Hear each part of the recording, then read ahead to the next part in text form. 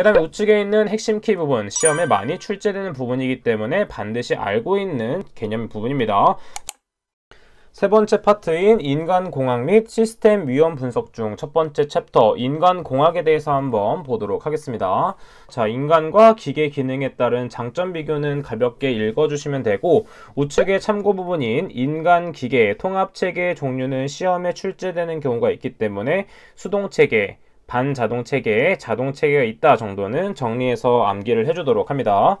마찬가지로 인간기계 체계 기능계의 작용 부분도 가볍게 정독해 주시면 되고, 아래에 있는 정보 입력 표시도 가볍게 읽고 넘어가 주도록 합니다. 그리고 청각적과 시각적 표시 장치의 비교도 한번 생각을 하면서 정독을 해주시면 되고, 어디가 중요하냐면 아래쪽에 있는 인간 요소와 휴먼 에러 부분의 첫 번째 독립행동에 관한 분류는 반드시 암기를 해줘야 되는데, 그 중에서 세 가지 오미션 에러, 커미션 에러, 그 다음에 익스트리니어스 에러를 반드시 암기를 해줘야 됩니다.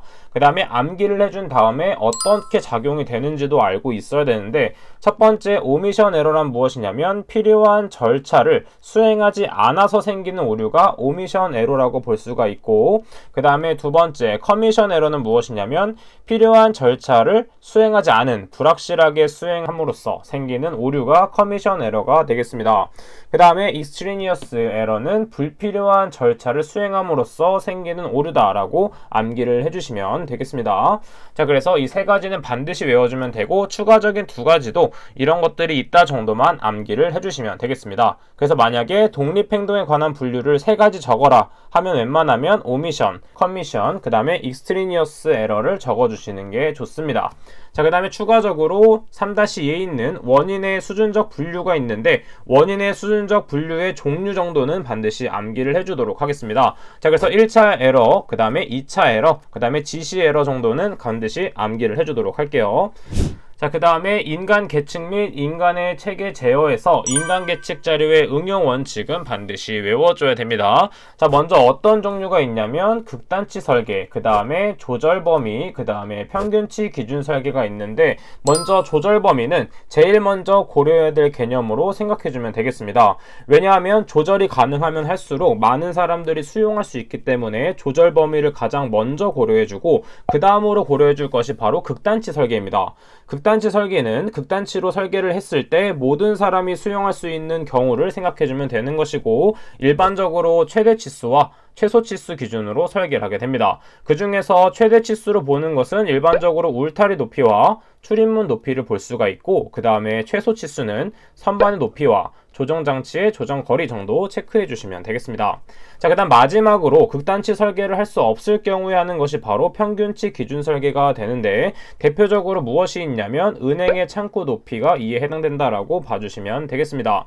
자, 그 다음 마찬가지로 조절 범위에 해당되는 것은 우리가 학생이거나 회사원일 때 많이 앉아있는 의자를 생각해주면 되는데, 의자의 높낮이 조절이 이에 해당된다, 이 예시까지도 반드시 같이 암기를 해주도록 하겠습니다.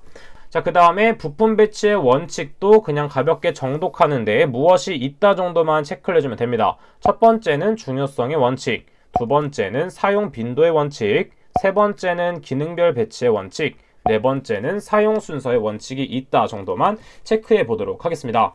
그 다음에 우측에 있는 핵심 키 부분, 시험에 많이 출제되는 부분이기 때문에 반드시 알고 있는 개념 부분입니다. 첫 번째 페일 쉐이프와 두 번째 풀 프루프가 있는데, 페일 쉐이프는 인간의 실수나 과오 또는 기계의 결함이 있어도 사고를 발생시키지 않도록 2중 혹은 3중으로 통제를 가하는 것이 페일 쉐이프가 되겠습니다. 자, 그래서 페일 쉐이프의 종류로는 어떤 것이 있냐면, 첫 번째는 패시브가 있고, 그 다음 두 번째는 액티브, 그 다음에 세 번째는 오퍼레이셔널, 그 다음 마지막으로는 템퍼 프루프가 있습니다. 자, 그래서 패시브는 무엇이냐면 기계가 고장 즉시 장비가 멈추는 것이 패시브 기능. 그 다음에 액티브는 무엇이냐면 기계 고장 시 경보가 울리면서 잠시 작동이 가능하지만 곧 장비가 멈추는 경우. 그 다음에 오퍼레이셔널은 무엇이냐면 기계 고장 시 다음 점검까지는 작동이 가능한 경우. 그 다음 마지막에 템퍼 프루프는 무엇이냐면 안전장치 제거 시 작동이 멈추는 것이 템퍼 프루프가 된다는 것을 알 수가 있습니다. 자, 그래서 예시로 되는 것이 무엇이냐면 페일 쉐이프로는 건과 방지 장치, 그리고 누전 차단기가 이에 해당된다는 것을 정리해 주시면 되겠습니다. 자, 그다음 두 번째 있는 풀프루프는 무엇이냐면 인간의 실수나 과오가 있더라도 사고가 나지 아예 않도록 하는 안전기구라고 볼 수가 있습니다. 자, 그리고 대표적으로 풀프루프의 기구는 무엇이냐면 락 기구가 있고, 그 다음에 두 번째는 푸시풀, 그 다음에 세 번째는 트립, 그 다음에 기동 방지, 그 다음에 오버런이라는 것이 있고, 마지막으로는 가드라는 장치가 있다. 같이 외워주시면 되겠습니다. 자, 의자 설계의 원칙 부분과 동작 경제의 원칙 부분은 가볍게 정독을 하면서 넘어가 주도록 하겠습니다. 자, 그 다음에 가장 중요한 부분, 신뢰도 부분을 한번 보도록 하겠습니다. 자, 신뢰도를 계산하기 위해서는 첫 번째 직렬, 그 다음에 두 번째는 병렬의 계산 방법을 알고 있어야 되는데, 직렬은 가볍게 생각하면 그냥 단순하게 곱해서 계산할 수 있는 게 직렬 방식이고, 병렬 방식은 조금 다른 방식으로 계산한다라는 걸 체크해주면 되겠습니다.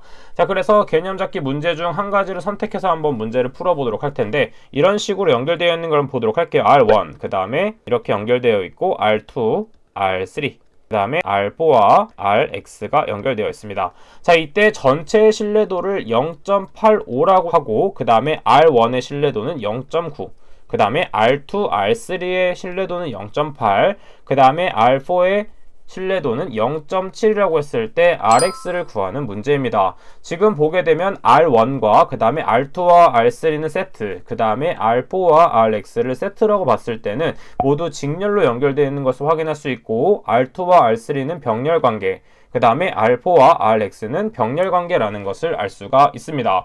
따라서 전체 신뢰도 R은 어떻게 구할 수 있냐면 R1 곱하기 그 다음에 R2와 R3는 병렬 관계이기 때문에 1-R2, 1-R3, 그 다음에도 마찬가지로 직렬 관계이기 때문에 1-1-R4, 1-RX로 구하면 되겠습니다. 자, 그럼 문제는 무엇이냐면 전체는 0.85이기 때문에 R 값에는 0.85를 대입, 그 다음에 R1에는 마찬가지로 0.9를 대입하고, R2와 R3에는 0.8로 주어져 있기 때문에 0.8을 대입, 그 다음에 R4에는 0.7을 대입한 다음에 이항을 하여 정리를 하게 되면 RX는 0.9460이라는 값이 나온다는 것을 알 수가 있습니다. 또한 문제에서 별다른 언급이 없을 경우에는 소수점 둘째 자리까지 표현하는 것이 통일되어 있기 때문에 이렇게 소수점 넷째 자리까지 표현하면 틀린 답이 됩니다. 그래서 항상 별다른 언급이 없을 경우에는 소수점 둘째 자리까지 표현해서 0.95라고 적어야지 정답으로 인정이 됩니다. 왜냐하면 풀이 과정도 중요하지만 풀이 과정보다 중요한 게 바로 정답이기 때문에 반드시 정답은 올바르게 적어주시는 게 포인트가 되겠습니다. 자, 이 신뢰도 계산 문제는 중요하기 때문에 많이 풀어보고 모르시는 부분에 대해서는 꼭 질문을 해주시길 바라겠습니다. 자, 그 다음에 인간의 정보 처리 중에서 비트라는 것이 있고 정보량이라는 것이 있는데, 그 다음에 두 번째 부분을 체크해 보도록 할게요. 각 대안의 실현 확률로 표현할 수도 있다고 했는데, 이때 공식은 한번 가볍게 정독을 하고 문제에서 나왔을 경우에 이 공식을 적용해서 한번 풀어보시면 되겠습니다. 자, 그 다음에 어떤 부분을 체크해 주냐면 작업 조건과 환경에서 조도를 구하는 공식도 간혹 출제되고 있기 때문에 이 조도 구하는 공식도 같이 암기를 해주시면 되겠습니다. 자, 그 다음에 마찬가지로 밑에 있는 대비 부분도 체크해서 암기를 한번 해주도록 하고, 자, 그 다음에 소음을 통제하는 방법과 그 다음에 실효 온도와 옥스포드 지수가 있는데, 자, 이것들은 가볍게 정독을 하고 넘어가 주도록 하겠습니다. 자, 그 다음에 마찬가지로 고장의 유형 중에 욕조곡선도 필기에서 한번 배웠기 때문에 이런 것이 있다 정도만 가볍게 읽고 넘어가 주시면 되고, 어디가 포인트가 되냐면 2번에 있는 평균 고장 간격 MTBF가 포인트가 된다는 것을 알 수가 있습니다. 자, MTBF는 무엇이냐면 고장이 발생했을 경우 다시 수리해서 쓸 수 있는 제품에 대한 고장이 발생하는 평균 주기를 말하며 수리하면서 사용하는 제품에 대한 평균 수명을 의미하게 됩니다. 자, 그래서 평균 고장 간격인 MTBF를 구하는 공식과 고장률을 구하는 공식은 반드시 알고 있어야 돼요. 자, 그래서 어떤 문제가 있냐면 개념 잡기에 있는 문제를 가져와서 한번 풀어보도록 하겠습니다. 자, 어떤 Y사에서 생산하는 제품의 평균 수명이 약 1000시간이라고 하겠습니다. 자, 그 다음에 이 제품을 500시간 동안 사용했을 때 신뢰도를 구하는 문제입니다. 자, 그럼 먼저 풀이는 어떻게 해야 되냐면 고장률을 구하는 공식을 생각해서 람다는 MTBF분의 1로 구할 수가 있는데, 이때 람다 값은 어떻게 구할 수 있냐면 이 MTBF에 1000시간을 대입해주면 됩니다. 왜냐하면 제품의 평균 수명이기 때문이죠. 자, 그래서 람다는 어떻게 나오냐면 1000분의 1이 된다는 것을 알 수가 있습니다. 그래서 이것을 굳이 소수점을 표현하자면 0.001이 된다는 것을 알 수가 있겠죠. 자, 그 다음에 신뢰도를 구하는 공식은 다음 페이지에 있는데 그대로 한번 가져와서 한번 써보도록 하겠습니다. 자, 신뢰도 RT는 어떻게 구할 수 있냐면 자연상수 2에 마이너스 람다 곱하기 t로 구할 수가 있는데, 자, 이때 2는 자연상수라는 것입니다. 자, 계산기에 보면 자연상수로 표시되어 있는 게 있는데 그것을 대입해서 계산하면 되는 것이에요. 자, 그래서 이 값은 그대로 대입하면 되고, 람다는 우리가 위에서 구한 값인 0.001을 대입하고, 그 다음에 우리가 제품의 사용시간을 곱해주면 되는 것입니다. 따라서 여기서 곱하기 500을 해주면 되는 것이죠. 따라서 계산기에 그대로 대입을 하게 되면 0.6065라는 값이 나와 있는데, 우리는 반드시 별다른 언급이 없을 경우에는 반드시 소수점 둘째 자리까지 표현을 해줘야 됩니다. 따라서 신뢰도는 0.6065가 아닌 0.61이라는 값을 답으로 적어주시면 되겠습니다. 자, 그럼 나머지 부분도 가볍게 정독을 하면 되기 때문에 여기까지 배워보도록 할게요. 저는 그럼 다음 시간에 뵙도록 하겠습니다. 감사합니다.